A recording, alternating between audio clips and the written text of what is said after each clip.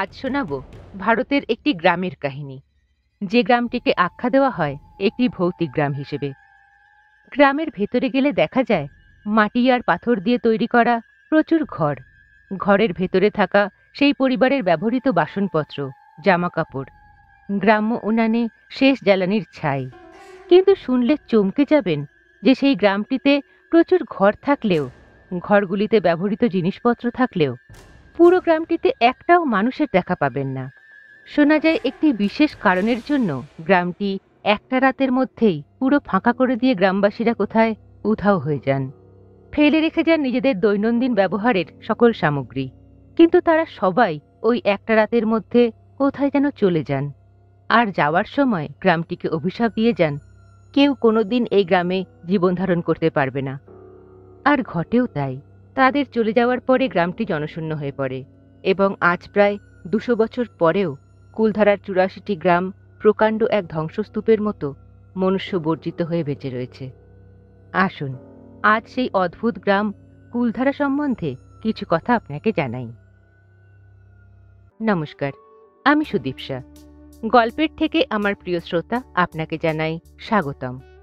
পর্বে দেওয়া তথ্যগুলি যদি আপনার জ্ঞানভাণ্ডারকে সামান্যতমও সমৃদ্ধ করতে পারে, তাহলে আপনার কাছে আমার একান্ত অনুরোধ, চ্যানেলটি সাবস্ক্রাইব করে পাশে থাকা নোটিফিকেশনটা দয়া করে অল করে দেবেন।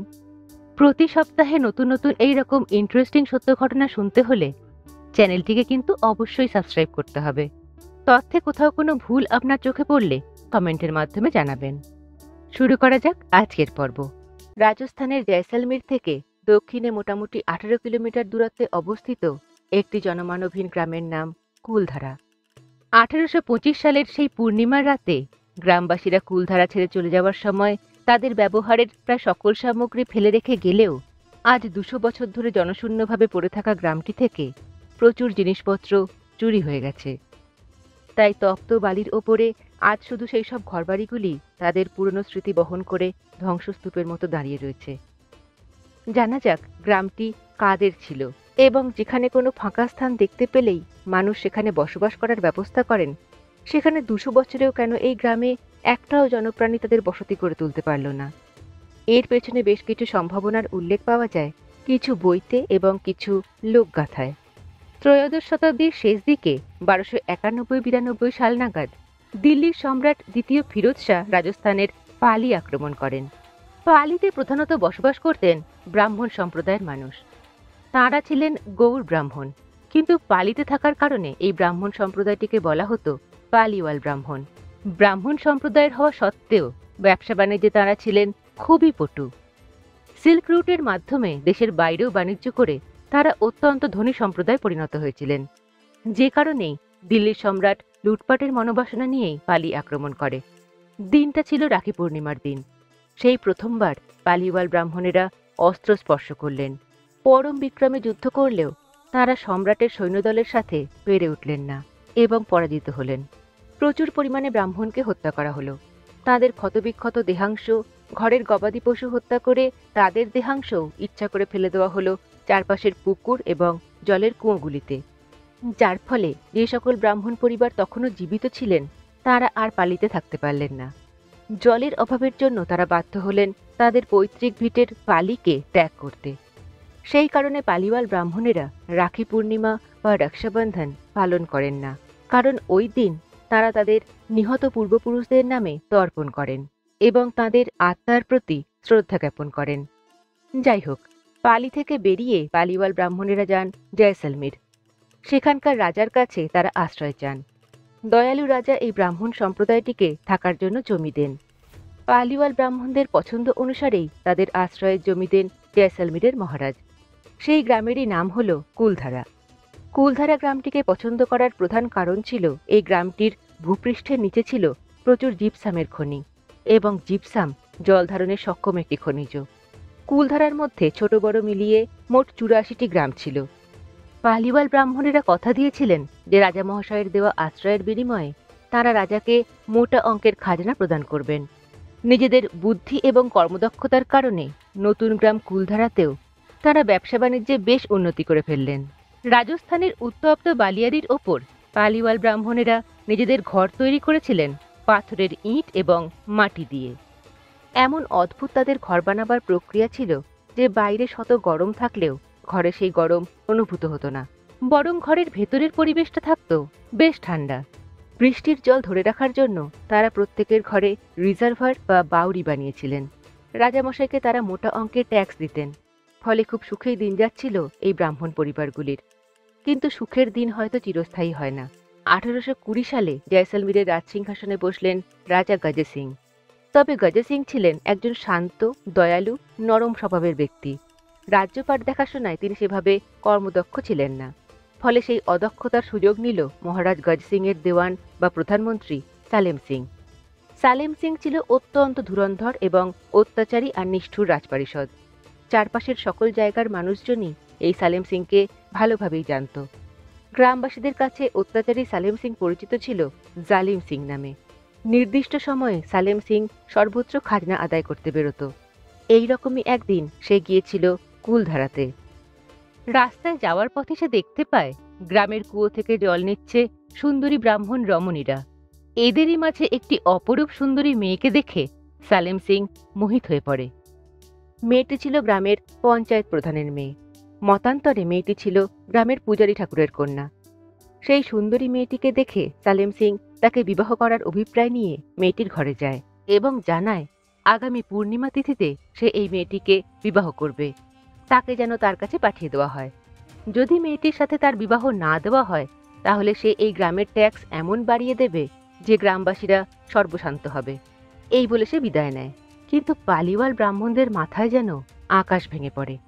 অত্যাচারী সালেম সিং এর হাতে কিছুতেই তাদের ফুলের মতো মেয়েটিকে তুলে দেওয়া যাবে না।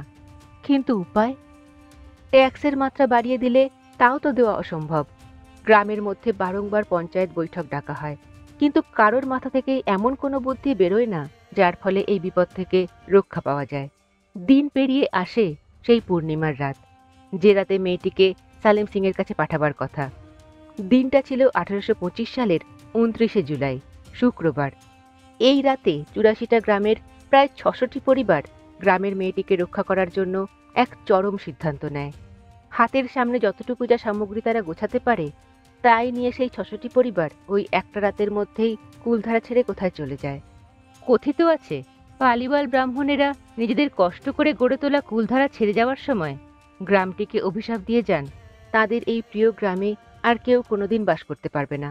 যদিও কুলধারার এই ঘটনা সম্বন্ধে কোনো প্রামাণ্য দলিল পাওয়া যায় না, তবে মহারাজ গজ সিং, দেওয়ান সালেম সিং এর উল্লেখ জয়সলমীরের ইতিহাসে পাওয়া যায়। সেই রাতটা অপেক্ষা করে পরের দিন যখন সালেম সিং তার দলবল নিয়ে কুলধারাতে আসে, দেখে পুরো 84টি গ্রাম খালি। কোনো ঘরে উনানে দুধ ফুটে পুড়ে গেছে, কোনো উনানে জল ফুটতে ফুটতে পাত্র কালো হয়ে গেছে, কোনো ঘরের উনানে তখনও ধিকি ধিকি করে জ্বলছে আগের রাতের আগুন। চারপাশে পড়ে রয়েছে ব্রাহ্মণ পরিবারগুলির ব্যবহার্য বাসনপত্র, জামা কাপড়, কিন্তু পুরো গ্রামটির জনমানব যেন একটা রাতেই কোথাও অদৃশ্য হয়ে গেছে। কিছুই বুঝতে না পেরে সালেম সিং ফিরে যায় জয়সলমীরে। এই ঘটনার পরে আর কোনোদিনই সেই কুলধারার ব্রাহ্মণ পরিবারগুলির কোনো খোঁজ পাওয়া যায়নি। ধারণা করা হয় ব্রাহ্মণ পরিবারগুলি হয়তো রাজস্থান সীমার বাইরের বিভিন্ন রাজ্যে ছড়িয়ে পড়েছিলেন এবং বসবাস শুরু করেছিলেন। সালেম সিং এর দুর্গ আজও আছে। তবে সালেম সিং এর জীবিত বংশধরেরা এটা বিশ্বাস করেন না যে সালেম সিং এর জন্যই কুলধারা জনশূন্য হয়ে পড়ে। তাদের ধারণা জলের অভাব বা ভূমিকম্পের জন্য ফাঁকা হয়ে যায় কুলধারা। কিন্তু জলের অভাবের জন্য একটাই রাতে 84টি গ্রাম ফাঁকা হয়ে যাবে, এটা খুব একটা বিশ্বাসযোগ্য নয়। পরবর্তীতে রিসার্চে ভূমিকম্পের কোনো প্রমাণ পাওয়া যায়নি, কারণ ভূমিকম্প হলে কুলধারা জনশূন্য হওয়ার পরেও গ্রামটির বাড়িগুলি যেভাবে একে অন্যের সাথে সংযোগ রক্ষা করে দাঁড়িয়েছিল সেটি সম্ভব ছিল না। তবে আশ্চর্য ব্যাপার হলো পালিওয়াল ব্রাহ্মণদের পরে বহু চেষ্টা সত্ত্বেও এই গ্রামে বসবাস করা সম্ভব হয়নি। যে সকল নতুন পরিবার কুলধারায় বসবাস করার চেষ্টা করত তাদের সাথে কিছু না কিছু অঘটন ঘটে যেত। তাই ধীরে ধীরে কুলধারা জনশূন্য হয়ে পড়ে। 1825 সালের এই ঘটনার আজ প্রায় 200 বছর হতে আসছে, কিন্তু কুলধারার কোনো পরিবর্তন হয়নি। 1815 সালে ব্রিটিশ অফিসার জেমস টড কুলধারায় গিয়েছিলেন এবং তাঁর রচনায় তিনি এই উন্নত এবং ধনী প্রায় 600টি পরিবারযুক্ত কুলধারার বর্ণনা করেছিলেন। তার মাত্র 10 বছর পরেই কুলধারা জনমানবহীন হয়ে পড়ে। শোনা যায় রাতের বেলায় এই গ্রামগুলি থেকে অদ্ভুত আওয়াজ শুনতে পান কুলধারার বাইরে থাকা গ্রামবাসীরা। 1971 সালে সুনীল দত্তজি তার রেশমা অর সেরা সিনেমাটির শুটিং করেছিলেন এই কুলধারাতে, তবে অবশ্যই দিনের আলোয়। ইন্ডিয়ান প্যারানর্মাল সোসাইটির কর্ণধার গৌরব তিওয়ারি 2010 সালে তার 30 জনের একটি দল নিয়ে কুলধারায় গিয়েছিলেন সুপারন্যাচারাল কিছুর অস্তিত্ব সেখানে আছে কিনা সেই বিষয়ে রিসার্চ করতে। গ্রামটিতে সন্ধে 6টার পরে প্রবেশ নিষিদ্ধ, তবে গৌরব তিওয়ারি বিশেষ অনুমতি সহযোগে নিজের 12 জনের একটি দলকে নিয়ে রাতে গ্রামের ভেতরে বিভিন্ন স্পেশাল ডিভাইসের সাথে কিছু পরীক্ষা নিরীক্ষা চালান। এমনিতে তাদের কোনো ক্ষতি না হলেও তাদের উন্নত ইলেকট্রনিক গ্যাজেটসগুলিতে কুলধারায় থাকা সুপারন্যাচারাল কিছুর উপস্থিতির প্রমাণ নাকি পাওয়া গিয়েছিল। তারা নাকি রাতে কারোর চলাচলের আওয়াজ পান, তাদের শরীরে কারোর স্পর্শও নাকি অনুভব করেন। 2010-এ গৌরব তিওয়ারির রিপোর্টের পরে বিভিন্ন নিউজ চ্যানেল কুলধারাতে যান, তবে কাউকেই রাতে থাকার অনুমতি দেওয়া হয়নি। আজ তাক চ্যানেলের ক্রাইম রিপোর্টার শাম স্যারও গিয়েছিলেন কুলধারাতে। তিনিও নাকি কিছু অদ্ভুত অনুভূতির সাক্ষী হয়েছিলেন। পর্যটকদের কৌতূহল এবং উৎসাহ দেখে রাজস্থান সরকার 2015 সালের পরে কুলধারাকে হেরিটেজ সাইট ঘোষণা করে দেন। গ্রামের ভেতরে সেই সময়কার ঘরবাড়িগুলি কেমন ছিল তা বোঝানোর জন্য সরকারের তরফ থেকে ওই একই রকমের কয়েকটি ঘর স্যাম্পল হিসেবে তৈরি করে দেওয়া হয়। গ্রামটির পরিচালনভার বর্তমানে রয়েছে আর্কিওলজিক্যাল সার্ভে অফ ইন্ডিয়ার ওপর। পর্যটকদের সুবিধার জন্য কুলধারার আশেপাশে রিসর্ট, হোটেল, ক্যাফে, যানবাহনের সুব্যবস্থা করে দেওয়া হয়েছে সরকারের তরফ থেকে। তবে কুলধারাকে ঘুরে দেখার সময়সীমা কিন্তু সকাল 8টা থেকে সন্ধে 6টা পর্যন্ত। সন্ধে 6টার পরে কুলধারা গ্রামে কাউকে প্রবেশ করতে দেওয়া হয় না। পর্বটি শোনার জন্য অনেক ধন্যবাদ এবং কৃতজ্ঞতা। যদি আপনার মনে হয় গল্পের ঠেক আরও অনেক শ্রোতার মধ্যে পৌঁছে দেওয়া উচিত, তাহলে দয়া করে চ্যানেলটি সাবস্ক্রাইব করে দেবেন। দেখা হবে এই থেকে আগামী সপ্তাহে। সঙ্গে থাকবে নতুন কোনো ইন্টারেস্টিং সত্য ঘটনার পর্ব। ভালো থাকুন এবং ভালো রাখুন আপনার প্রতিটি প্রিয়জনকে। ধন্যবাদ। নমস্কার।